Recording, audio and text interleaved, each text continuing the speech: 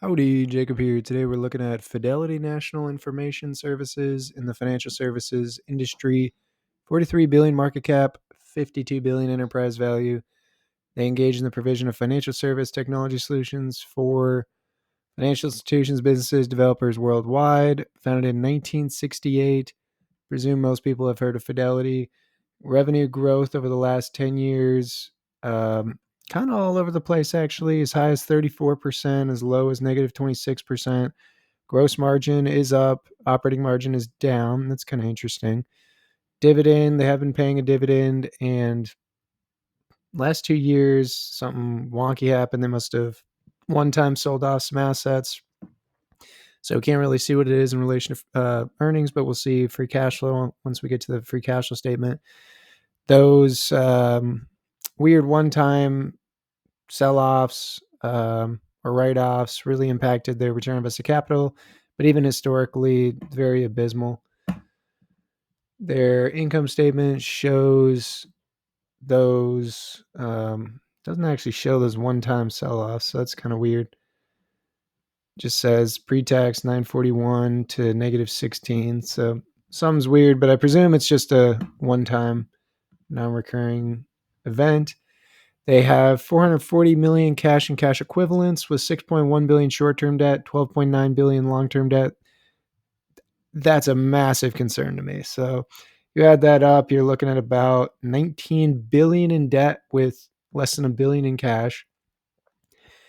And their free cash flow is about 4 billion. So that is a positive. So less than 5 years, their free cash flow at least to pay off that short-term and long-term debt. But that short-term debt is greater than 1 year of free cash flow. So that's very concerning to me. They're going to have to, refinance that. But if they're not able to, trouble's brewing. I presume they'll be fine. Fidelity's well known, and they have produced positive free cash flow. It looks very, very consistent and very much growing. So that's all good. But never good when you have debt due within the year and you don't have the cash on hand and free cash flow capable of creating to extinguish that.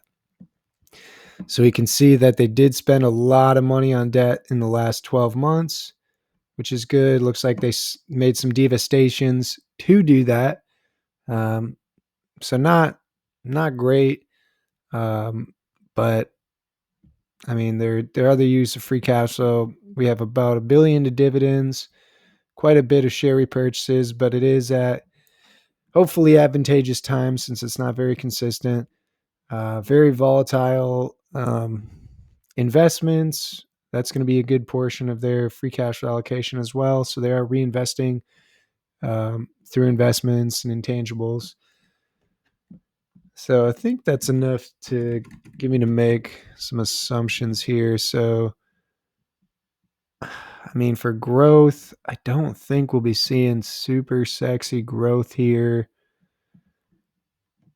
I'm just going to go 4% for margins. I mean, I don't understand why their earnings and free cash flow margin are so different.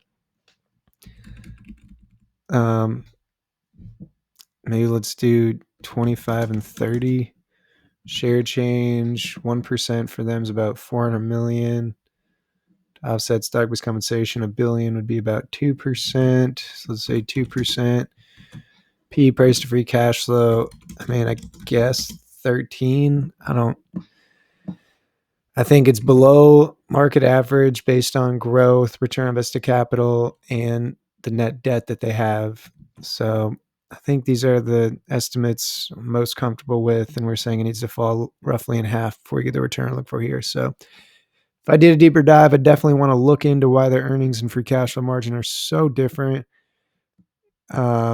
But free cash flow is lifeblood of the business of most businesses, and so not terribly concerned. But there are these other expenses that are really crazy, as well as depreciation and amortization is super high. So we'll have to see how they're doing their depreciation and amortization. But anyways, for now, I'm not going to be doing a deep dive for a little bit, as it still needs to fall in half before my initial assumptions are matched. So hope you enjoy this video and have a great rest of your day. Thanks.